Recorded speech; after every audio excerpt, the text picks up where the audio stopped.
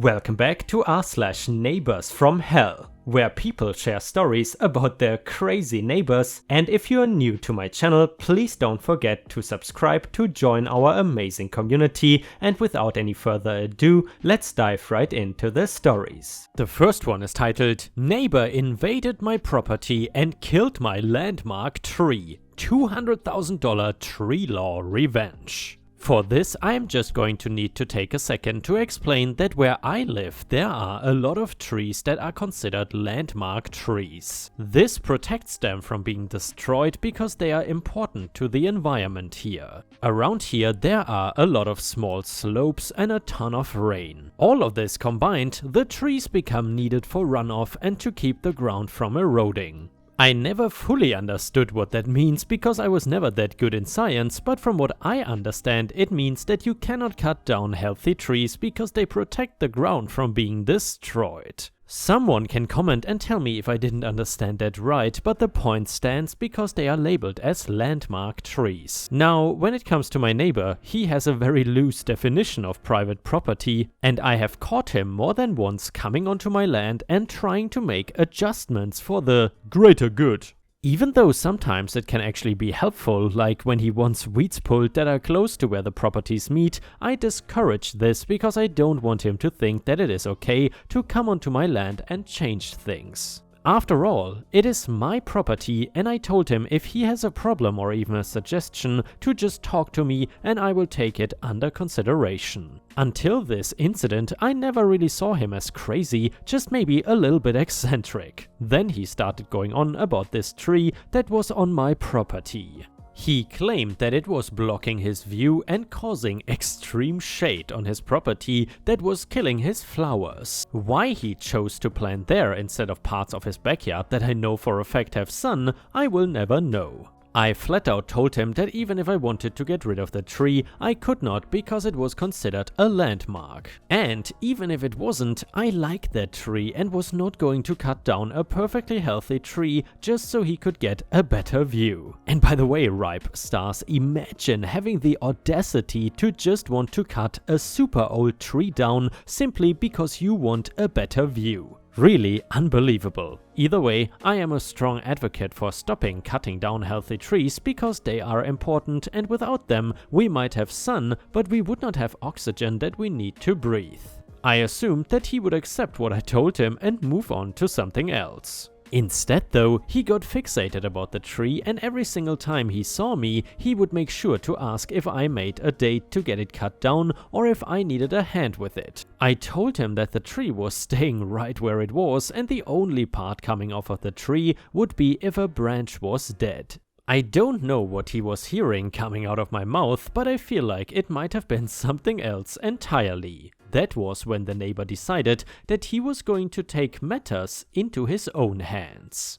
I woke up and heard a chainsaw going, but did not put two and two together right away. It was not until I came outside and saw that the tree was basically just a bunch of cut up logs on my property and a stump that I realized what he had done. I had caught him in the act too, holding the chainsaw and smiling like he was so smart and proud for what he did. Then he had the nerve to tell me that I should clean up the logs and get rid of the stump because it was an eyesore. As he went back to his property, he walked right through a hole in my fence that I can see he clearly also chainsawed his way through. I was furious and felt no remorse in calling to report him for trespassing and destruction of my private property / a landmark tree. I was also seeking money to pay for someone to come and clean up the yard and stumps because there was no way in hell I was going to pay a penny for his mayhem. I was not worried because I had Treelaw on my side, and after a few instances in my area, they seemed to be really strict and not letting people get away with things like this. We were both asked multiple questions like if the tree had died and it was standing, was it a danger to the homes, etc. Also, if the tree was unstable and had an evaluated risk of falling over and eventually needed to be removed. My neighbor had no way to prove there was anything wrong with the tree because, well, there wasn't. His excuse of it,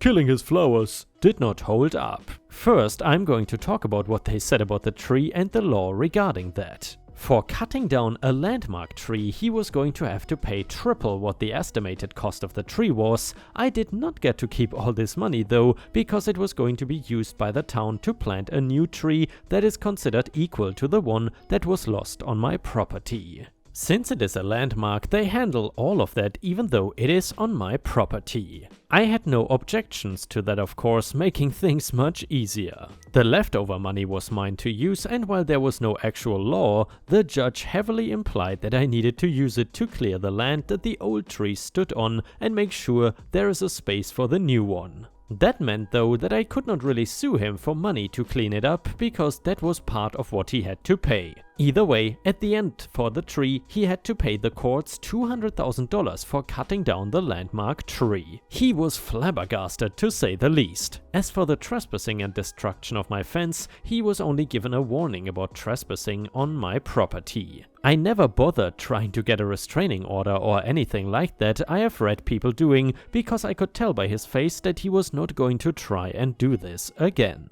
The fence, he was told, he had to fix within 90 days, and somebody would be coming to inspect and make sure that it is replaced. That was good enough for me, because I was still trying not to laugh at his face from when they told him that he was going to owe for destroying a landmark tree. It really did serve him right, because even if he did not personally know about the law, I flat out told him multiple times. From what I heard, he took out a second mortgage on the home in order to get the money to pay for everything. The new tree was planted close to where the old one was, so after all of that, he still ended up with that part of his yard being in the shade of the tree. While I did not get to keep much of the money at the end of the day, I did end up buying a small security system to keep an eye on my yard and know if he ever decides to trespass again. That way I have proof, and he might actually go to jail if he ever recovers from the shock and goes back to his old ways. I did not care about getting a big payday though, and was happier that I got a tree back at the end of it all.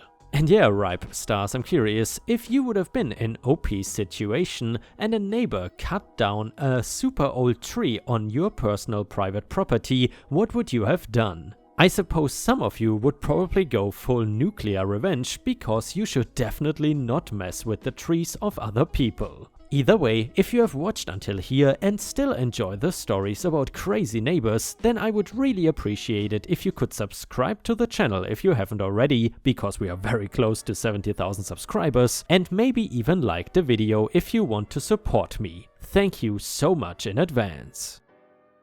The next one is titled The Long Neighbor Dispute. A bit of background first. My mom and my neighbor have been having a property dispute for a couple of years now. Our neighbor's property overlaps the back corner of our property with an area about 4 feet by 10 feet. Not even the full length of the back border of our property. The neighbors, before either families moved in, set up a fence that gave us the overlap of the property. It's been like that for nearly 20 years. Recently, there's been a lot of back and forth between them. It started with my mom setting up a raised bed for a garden on the property being disputed, PBD. Him taking apart the garden and then putting bag of yard waste on it. Then my mom set up a property with rocks and sticks. He responded by dumping all of his trash that was in his backyard on the other side of his fence on the PBD.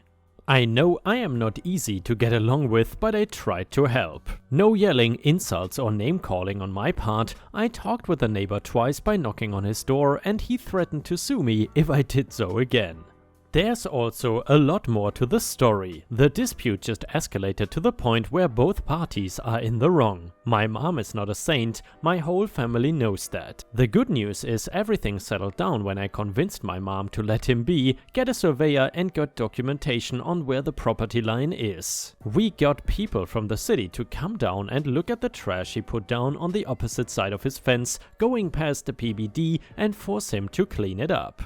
Everything was good, mom did not interact with, and we left the fence alone. We are just waiting on the surveyor now. He decided to put up a sign after 2 weeks of no interaction, saying that my mom is a Karen. Now, yes she is, but doing this just to troll her and have me deal with the fallout pissed me off. The best thing I could think of was putting up our own sign that faces us and not him. It has a flurry of insults about him, so my mom laughs at our sign and does not get mad about his. And yeah, ripe stars, I gotta say, from personal experience, I would argue that these super long neighbor disputes are not actually that rare. I'm not sure if you have ever been involved in one, and if you have, please let us know in the comments and definitely tell us if it ended or not. However, in our case, or rather in my family's case, when we lived in Europe, there was a neighbor. We did not really have a dispute with her, but we really did not like her because she crap talked us way back in the past. And maybe it is in my family, but I don't really like to forgive people when they talk crap behind my back. And that's why we have never been in good terms with that person since we have moved into that apartment 20 years ago.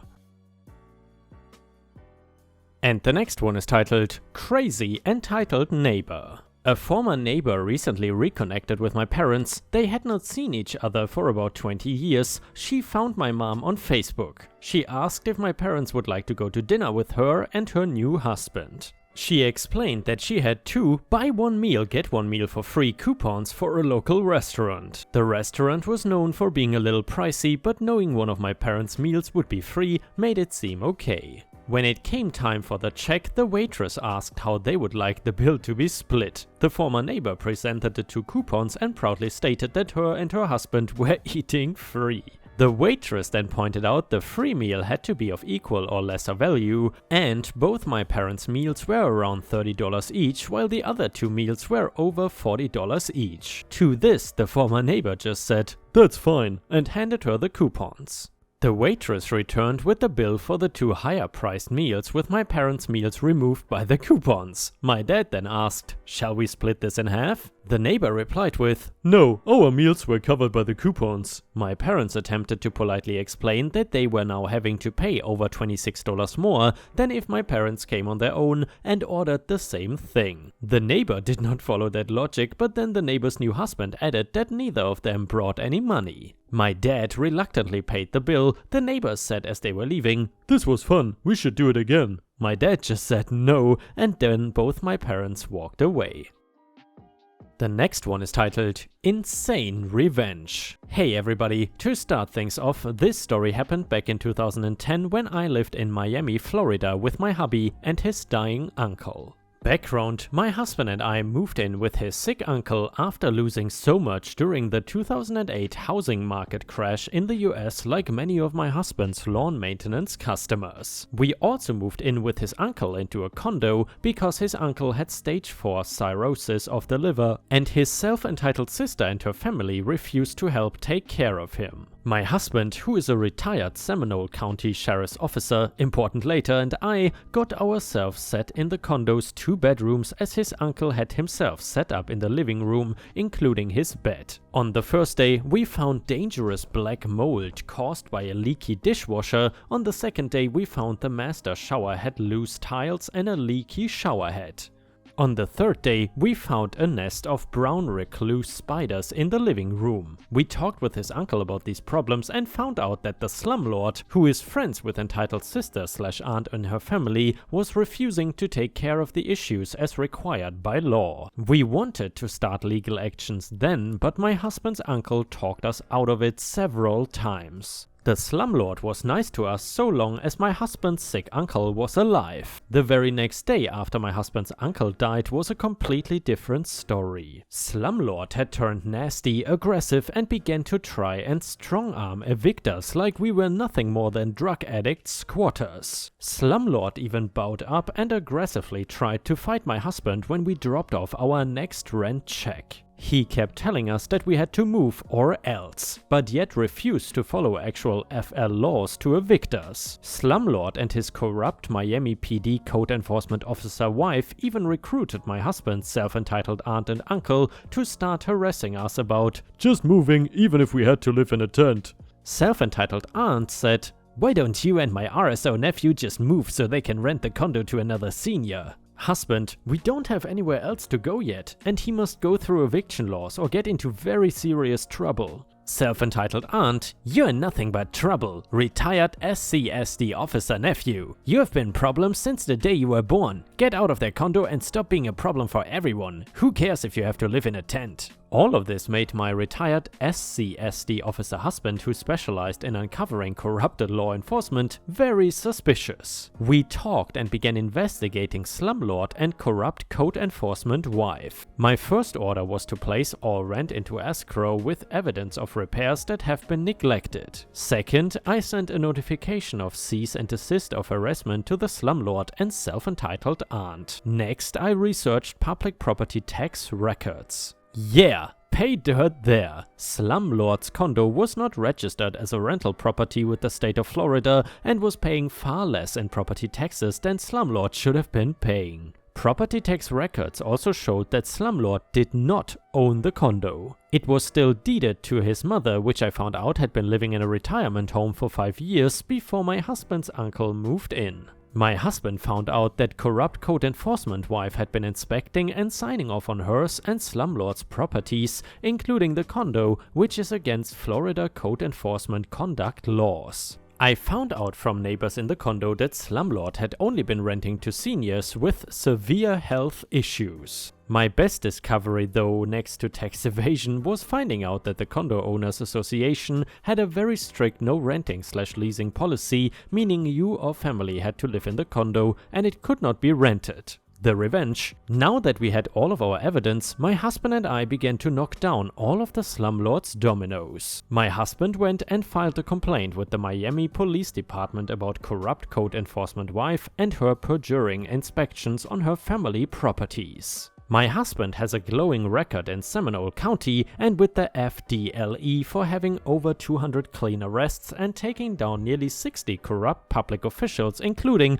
Child Protective Services in the early 2000s. This background helped push WGPD to open an investigation into corrupt code enforcement wife. They discovered that not only had she perjured inspections on her family properties, but also on my husband's self-entitled aunt and uncle's property as well. This got corrupt code enforcement wife fired, stripped of her state enforcement officer's license, and convicted of multiple crimes. I sent all property tax fraud evidence to the FL's property tax division that got the state to investigate slumlord. The state found that not only did he commit property tax fraud on the condo, but also on a property that he was renting to his son and self-entitled aunt's son, along with business tax fraud and income tax fraud. Both slumlord's son and self-entitled aunt's son were also busted for possession of illegal narcotics with intent to sell when investigators came to the rental house they lived at. I never expected that much fraud to be found from all of this, but I am glad it happened. The business tax fraud of slumlord affected self-entitled aunt and self-entitled uncle as well, since they were his business partners. Self-entitled uncle then came under investigation by the USPS board as he was the postmaster of Miami. Self-entitled uncle lost his comfy job and pension after it was discovered how he was assisting slumlord in the tax fraud scam and for stealing money orders. All four were convicted of multiple white-collar crimes, had to sell their properties and most of their stuff, serve some form of time and pay huge amounts of fines and restitution. Slumlord, his wife, hubby's self-entitled aunt and hubby's self-entitled uncle, along with their sons, all went down for multiple crimes, both felonies and misdemeanors, all because they thought they could strong-arm evictors. That just proves how smart we tenants can really be when pushed. Also proves why everyone should know all rental laws and how to research public records, because it can save you in the end. And ripe stars, with this we have reached the end of the video. However, if you still cannot get enough of my content, then I would highly suggest to check out my endless binge watch playlist, which will soon show up in the left corner of the screen. In addition, I would really appreciate it if you could not only subscribe to the channel, but also turn on the bell notifications, which you can do by clicking on the little bell icon right next to the subscribe button. This will help my channel tremendously, and this will make sure that you don't miss any of my videos. Furthermore, if you want to see additional ripe content that I don't post on YouTube, then I would suggest to head on over to to patreon.com/ripeyoutube for more than 50 exclusive videos that you will not see anywhere else. Thank you so much for your amazing daily support, and I hope to see you again tomorrow.